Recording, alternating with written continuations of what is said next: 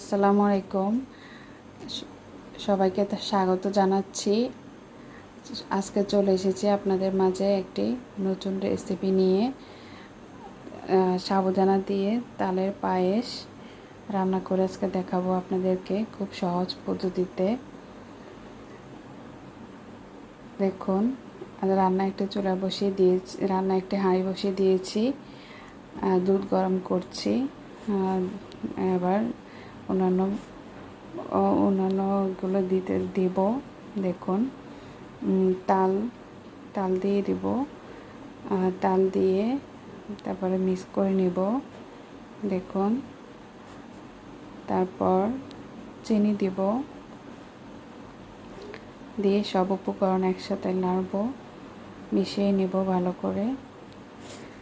তারপর দিয়ে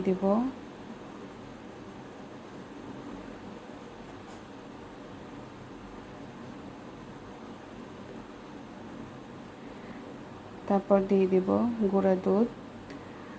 গুঁড়া দুধ দিয়ে ভালো করে মিশিয়ে নিব।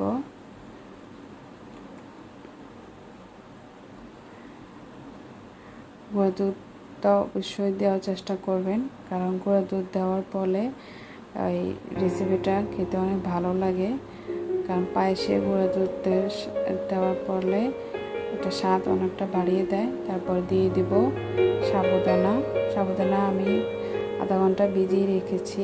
আপনারা ভিজিয়ে রাখবেন, তাহলে তাড়াতাড়ি গলে যায় এবং রান্নাটাও চটপট হয়ে যায়। তারপর নাড়তে থাকবো এটা বলক আসা পর্যন্ত। কিছু এলাচ দিয়ে দিয়েছি এটা ফ্লেভারের জন্য। তারপর কিছু লবণ দিয়ে দিবেন।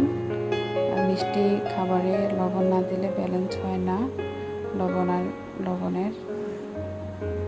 দেখুন, এখন রান্না করে নেব আমরা। এটা ঘন হয়ে যাওয়া পর্যন্ত। দেখুন, আমাদের তালের পায়েস অলরেডি হয়ে গিয়েছে।